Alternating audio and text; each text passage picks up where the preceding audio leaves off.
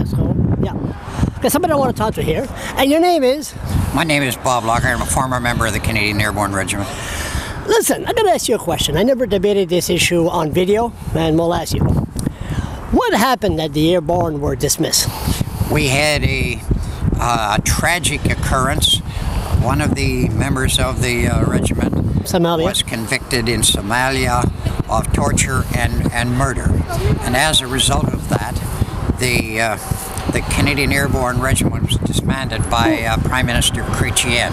It was a cowardly act on the part of our Prime Minister, and nothing was more patently in contrast than the fate of Colonel Russell Williams, who has recently confessed to and therefore convicted and punished and sentenced as a result of torture and murder. They did not disband the Royal Canadian Air Force as the result of the actions of one man. And that's the difference between the Airborne Regiment and the Royal Canadian Air Force. Who do you blame on what happened in Somalia? I was in the Army. What did you blame the officers that trained the Airborne?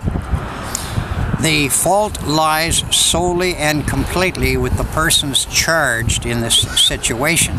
Certainly, the Airborne Regiment is collected from all of the other units in the Canadian Army, and they are representative of the very best. They were all seasoned veterans, and in fact, if you will look it up, you will find that the Canadian Airborne Regiment won more stars of courage than any other Canadian unit since the founding of that award. 7 stars of courage went to the Canadian Airborne Regiment and the members who served in Somalia. No other unit in Canada has ever reached that total. There's no question about it, but when I was in the Army, they took the Airborne, they say, toi t'es Airborne, vous êtes capable de faire n'importe quoi, vous êtes supérieur, vous êtes Airborne. Now, with that attitude, they thought they were superior when it came to the civilian life. Any truth to that? That they brainwashed these soldiers? They do not brainwash them. You must not mistake pride in one's unit and pride in one's force or pride in one's country. That is not a superior attitude. That is a goal that they defined, and it should be measured against. And if they're found lacking, they should be booted out and they should be punished. But the vast majority of members in the Canadian Armed Forces are loyal and patriotic, and they obey the laws of both the military and of Canada. So they are twice under obligation, and I think they discharge themselves very well. It has nothing to do with officers. It has everything to do with the conduct of individuals. And if they fail to meet that high standard, boot them out. Very well said. It's a damn shame we don't have any talk shows here in New Brunswick. You would still be in there, huh? You still got the energy to fight, eh? Huh? Look, they have so many good people in political life today.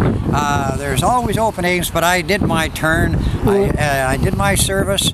I'm very proud of St. John and what they have accomplished, and I think their future is never brighter than it is right now. So I'm glad to cheer them on from the sidelines.